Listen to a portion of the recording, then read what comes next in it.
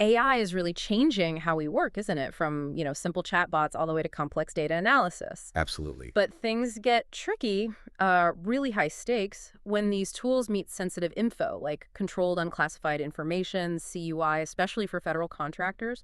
That's exactly what we're diving into today. Our Mhm. focus is on a really key document, CMMC Level 2 Security Control Mapping for Artificial Intelligence AI Mhm. systems.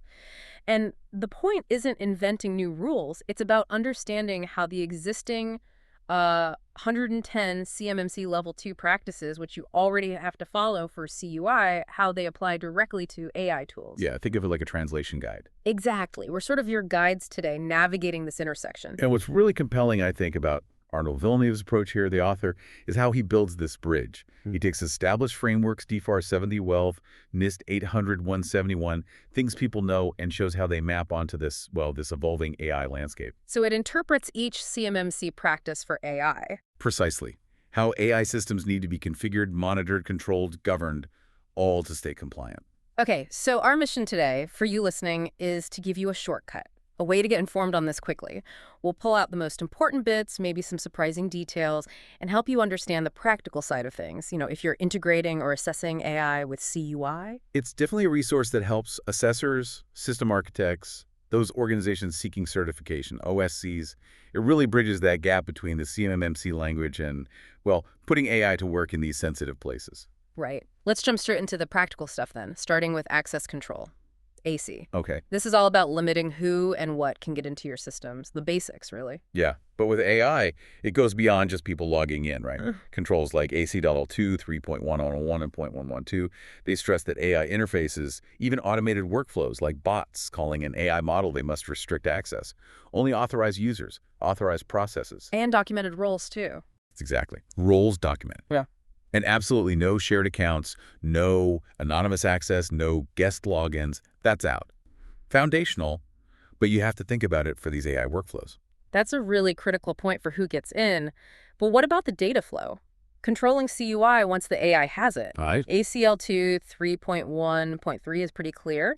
AI tools must not transfer, replicate, or expose CUI outside the defined system boundary. So things like, say, outbound API calls or the AI's output, the inference output, that has to stay inside a FedRAMP moderate enclave, generally speaking. Unless you get that specific explicit approval. It really highlights how AI could leak data. Maybe accidentally, maybe not, if it's not boxed in properly. Which leads right into separating duties, doesn't it? It does. ACL2 3.1.4 requires that deploying the AI model and auditing the prompts people use, those have to be done by different roles. Oh, So one person can't control both the input and the model setup. It's an internal check. And building on that, ACL2 3.1.5, that's least privilege. End users. They typically just submit prompts.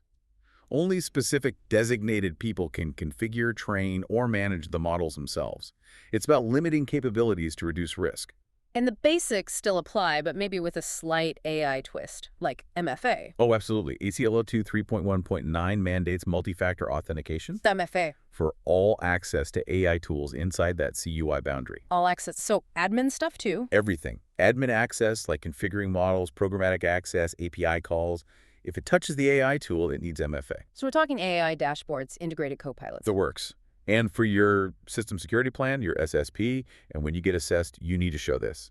Identify all the AI interfaces, have that access control matrix, prove MFA is on, show your session timeout settings. And even account disablement for inactive AI accounts. Yep, that too.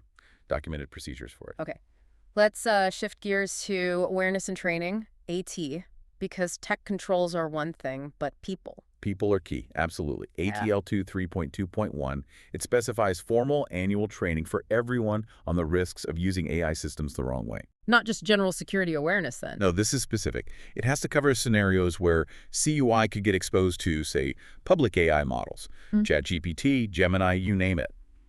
The training needs to clearly define which AI tools are approved, what the penalties are for misuse, and users have to actually acknowledge the organization's AI acceptable use policy, like sign off on it. Makes sense. And for the folks working directly with the AI, the tech people. Right. ATL2 3.2.2 highlights that IT admins, AI engineers, data analysts, they need specialized training, focused on secure configuration, deployment, monitoring, and crucially, understanding AI-specific threats. Like prompt injection. Exactly. Prompt injection, data leakage through outputs, API misuse, even that whole shadow AI problem. Where people start using unapproved tools. Yeah, exactly. That needs to be covered. And what about insider threats? AI seems like it could create new risks there. It definitely does.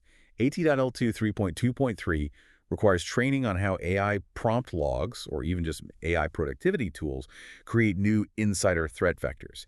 You basically have to teach employees how someone could misuse AI to get data out, like how they might phrase prompts to sneak past DLP filters. Wow, okay, so you teach the how not to by showing the how. In a way, yes. And also how to spot and report suspicious AI activity or potential leaks. And when you put this in your SSP, these training pieces have to be documented. Content modules, user acknowledgements, the whole package. Okay, next up, audit and accountability, AU, making sure every action leaves a trail. Which is vital with AI. So how do you log this stuff effectively? AUL2 3.3.1 is very specific. AI interfaces must generate audit logs for every single action involving CUI. Every action. Every action. Prompts, outputs, access attempts, and the logs need details. Timestamp, user ID, AI system ID, session ID, all the essentials. And importantly, under AUL2 3.3.2, all AI activity has to be tied back to an individual user account. No shared accounts for AI tools. Accountability, right. Right.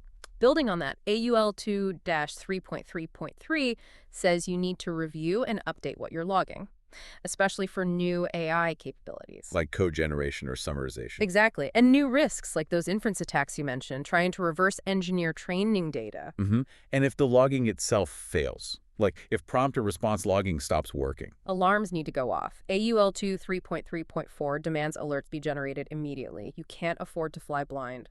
And looking at the bigger picture, AUL2 3.3.5 stresses correlating these AI logs, prompts, outputs, access with your SIME system. Your security information and event management platform. Right. Pulling it all together. So suspicious patterns, like maybe someone trying to chain prompts together to tease out sensitive info. That needs to trigger an investigation. Precisely. So for your SSP and getting ready for an assessment, you've got to define and document your AI audit sources, have a solid log retention plan, 90 days plus is a good baseline, and show how these prompt logs are stored, reviewed, and correlated. Okay, shifting to configuration management. CM baselines and controlling changes. Yeah, this is fundamental.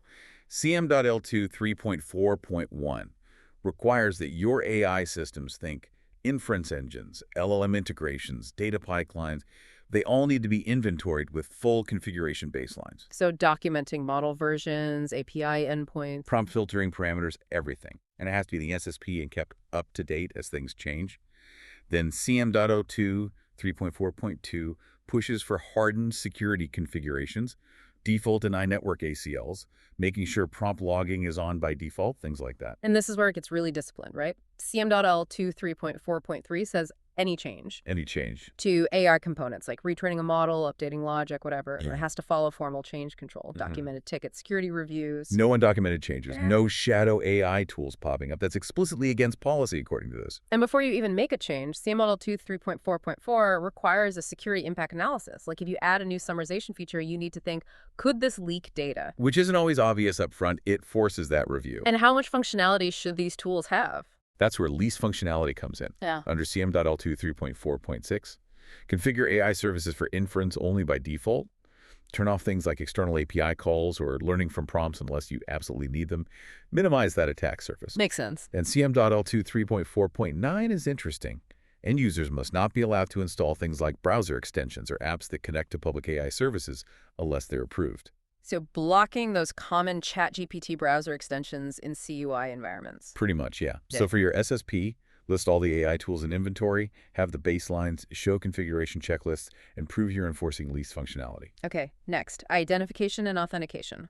IA, proving who you are. Crucial. And IA.L2 3.5.1 and 0.5.2 basically say all access to AI systems prompts, dashboards, APIs needs authentication. And it has to be traceable to a unique user, process, or device. No anonymous access. Zero anonymous access allowed to AI endpoints. And IA.L2 3.5.3 specifically hammers on MFA, again, multi-factor authentication for all access, especially admin functions like tweaking models or prompt filters. Digging a bit deeper, what about the type of authentication? Good question. IA.L2 3.5.4 mandates replay-resistant mechanisms. So think secure protocols like TLS, session tokens that expire, nonce-based tracking, things that prevent attackers from just stealing and replaying credentials. Got it. And IA.L2 3.5.1 is a subtle but smart one. Login portals for AI shouldn't tell an attacker if they got the username right but the password wrong. Error messages need to be generic. Invalid login. To prevent credential harvesting. Exactly. So for your SSP and assessment prep, document all those AI login points, show MFAs enforced everywhere, and make sure no public AI APIs are just hanging out there without authentication. Right. Time to talk incident response, IR. Planning for when things go sideways. And the big question is, how do you weave AI into your existing IR plan? IRL2 3.6.1 says the plan must explicitly cover detecting, analyzing, and responding to AI-related incidents. Like what kind of incidents specifically? Things like CUI spilling out via AI output, prompt injection attacks succeeding, someone bypassing DLP filters using AI, or unauthorized use of public AI tools. Those specific AI risks need procedures. That feels like a necessary expansion of standard IR. It is, and IRL2 3.6.3 requires testing these scenarios. Include AI-specific incidents in your tabletop exercises, your technical drills, So simulate prompt logs leaking CUI. or an AI generating weird outputs, or a misconfigured AI tool exposed to the internet. Practice it. And after an incident, real or simulated, IRL2 3.6.4 emphasizes learning the lessons. Update procedures, train staff on new detection tricks, maybe tweak your DLP rules. So for the SSP, make sure AI misuse and leakage are covered in the IR plan and be ready to show IR tickets, root cause analysis for any AI incidents that happen. You got it. Okay, next is maintenance, MA, keeping things running smoothly and securely. And the key here, MA.L2 3.7.1, is that all AI systems, cloud or on-prem, need regular documented maintenance. Which include Model version updates, patching dependencies, reviewing that DLP logic specifically for AI that works, and MA.L2 3.7.3 tackles a specific scenario. If AI hardware, like a GPU box, goes off-site for repair, what happens to the data? all logs, temporary training files, prompt data, anything sensitive must be sanitized first following your media sanitization policy. And you need to keep the wipe logs as proof, critical for preventing data remnants. That's thorough. What about tools used for maintenance? Good point. MA.L2 3.7.4 requires checking all media with AI diagnostic or test programs for malware before you use them on the system, even local testing apps. And supervising maintenance personnel. Absolutely. MA.L2 3.7.6 mandates supervision if the maintenance person doesn't have the required CUI access. No unsupervised access to logs, models, or prompt data for, say, third-party vendors. So for the SSP document AI maintenance schedules, show remote connections use MFA and have anti-malware scan logs for diagnostic media. Check. Moving on to media protection. MP guarding CUI on storage media, which seems more complex with AI generating so much data. It is. The core question is, what do you do with all the data AI creates or uses? MPL2 3.8.1 says any media, physical or digital, storing AI-generated CUI logs, outputs, datasets must be secured. Access-controlled environments, And cloud storage. encrypted, limited to authorized users. And MPL2 3.8.3 is key for the lifecycle. You must sanitize or destroy any storage media used by AI systems before reuse and disposal. Physical disks, cloud volumes, temp storage. Wipe it clean. That prevents data leakage after the fact. What about marking the data itself? Critical. MPL2 3.8.4 requires AI outputs or files that get saved or exported to be properly marked as CUI, both at the file system level and inside the document itself if needed. And encryption during transport. Mandatory. MPL2 3.8.6 specifies cryptographic mechanisms, specifically FIPS-validated encryption, to protect CUI confidentiality on digital media during transport for any AI-related data. FIPS validated. That's the government standard. Right, and MPL2 3.8.8 is an interesting control about portable devices. It prohibits using portable storage if it has no identifiable owner within AI systems. So no random USB stick. Exactly. Any device moving AI-related CUI needs pre-approval and must be linked to a known person. Okay, so SSP requirements. List AI media, show sanitization evidence, include CUI labeling policies for AI exports, and detail removable media controls for AI work. You've got it. Next, personnel security, PS, the human factor. Always important. PSL2 3.9.1 clarifies that everyone interacting with AI systems processing, CUI devs, data scientists, admins, contractors, needs personnel screening based on the organization's risk policy. Including those managing prompts and logs. Yes, specifically calls them out, along with training data sets. Yeah. Anyone touching sensitive AI aspects needs vetting. That's getting access. What about leaving? Terminations transferred. PSL2 3.9.2 stresses protecting CUI then, too. Right. Access to all AI systems touching CUI must be revoked immediately, Immediately, yes. including admin portals, log viewers. Prompt deprovisioning has to be fast and effective to prevent post-employment snooping. So for the SSP, identify roles with AI access, keep screening records, and document those termination checklists thoroughly. Time for physical protection. PE, bricks and mortar security for AI. Or maybe silicon and server security. PE.L2-3.0.1 specifies that any on-prem or hybrid AI system handling CUI inference servers, GPU clusters, training rigs must be in secure facilities. Locked doors, restricted access. Restricted to authorized individuals only. Basic physical security, but applied to the AI hardware footprint. What about remote work, people accessing AI tools from home? That's where PE.L2-3.0.6 comes in. It mandates safeguarding CUI at alternate work sites. This means things like screen privacy filters, locking devices when you step away, physically securing any printed AI output, restricting who's in the room when you're working with CUI via AI. Especially if AI outputs embed CUI directly into documents. Precisely. Very important consideration for remote work. So SSP needs physical locations of AI gear documented, access logs, visitor logs for secure areas, and clear remote telework CUI handling rules for staff using AI. Right. Next up, risk assessment, RT understanding and managing AI-specific threats. And this is where it gets interesting because AI introduces new risks. RAL2 3.11.1 requires organizations to periodically assess risk from AI tools specifically, language models, inference engines, co-pilots. Especially those that can generate or transform CUI. Exactly. Risks like hallucination. AI making stuff up. Right. Or prompt injection, bad logging configurations, leaky APIs. Yeah. These must be addressed. AI threat vectors have to be part of your regular risk assessments now. That's a definite update to the process. And vulnerability scanning. Also required. RAL2 3.11.2 specifies scanning AI platforms, cloud models, local servers, pipelines for vulnerabilities, including their APIs and web interfaces. Then RAL2 3.11.3 requires fixing found vulnerabilities based on risk, prioritizing anything that could lead to CUI leakage, like flaws in logging or DLP bypasses in prompt interfaces. So for the SSP list AI systems in the risk assessment report, show proof of periodic assessments, provide vuln-scan reports for AI interfaces, and keep those remediation records. Nailed it. Now, security assessment, CA, checking if your controls are actually working for AI. Yeah, CA.L2 3.13.1 is key here. Controls applied to AI access controls, prompt sanitization, DLP, they need regular assessment to ensure they're effective.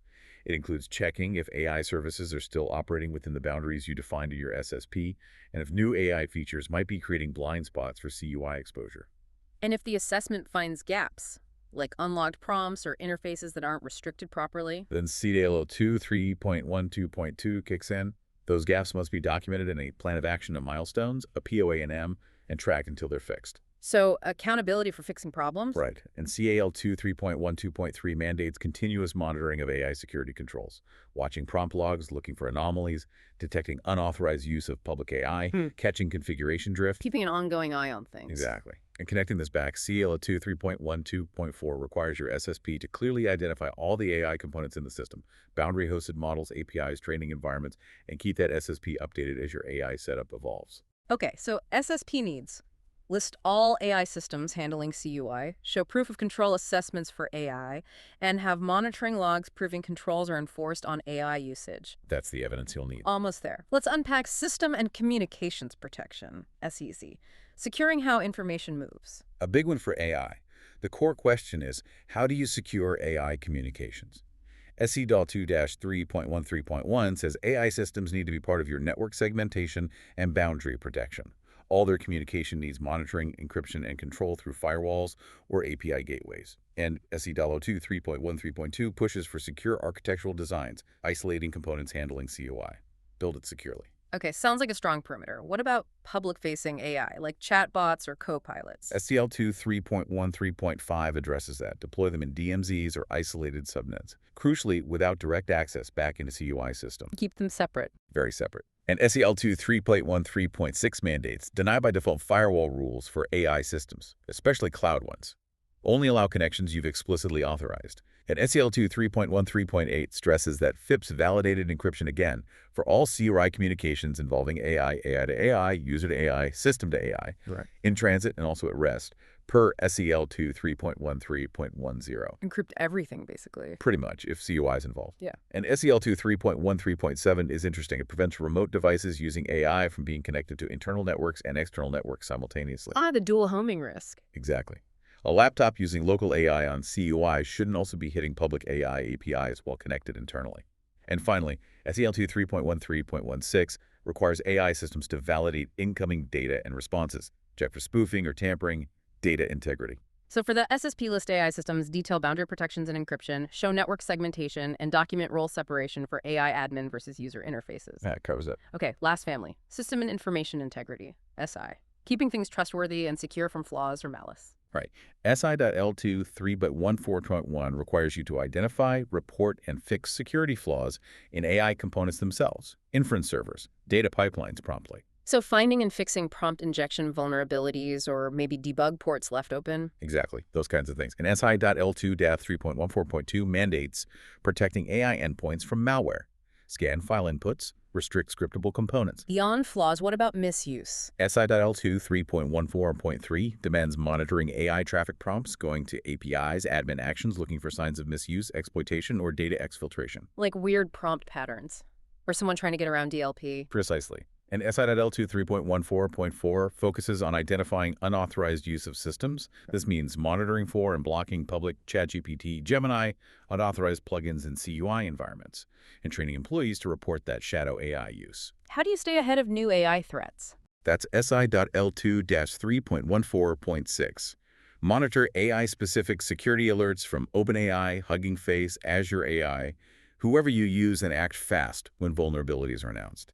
And SI.L2 3.14.7 calls for deploying monitoring tools specifically to detect and alert on unauthorized CUI access or use via AI.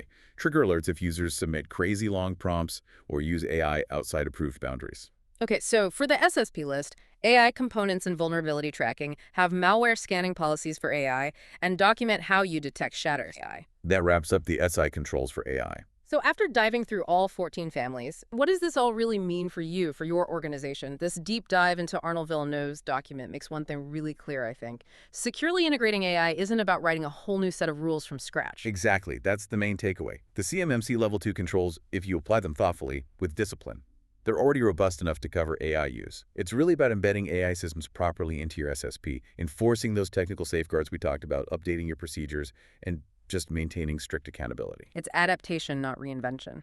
Precisely. You extend your existing controls to cover AI, and that lets organizations use these powerful new tools without tanking their compliance or risking data integrity. You leverage what you should already be doing. Yeah, it's about understanding how the existing controls apply, isn't it? Not getting paralyzed by the new tech. Absolutely. The practical message is, apply the controls with discipline, monitor continuously, and you can manage the risk.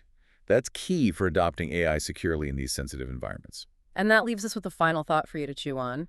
AI is evolving incredibly fast, right? Lightning speed. So what existing security rule, maybe one we think of as old, might suddenly become super critical for securing the next wave of AI? And how will your organization make sure its core cybersecurity principles stay agile enough to keep up with that innovation while still protecting CUI?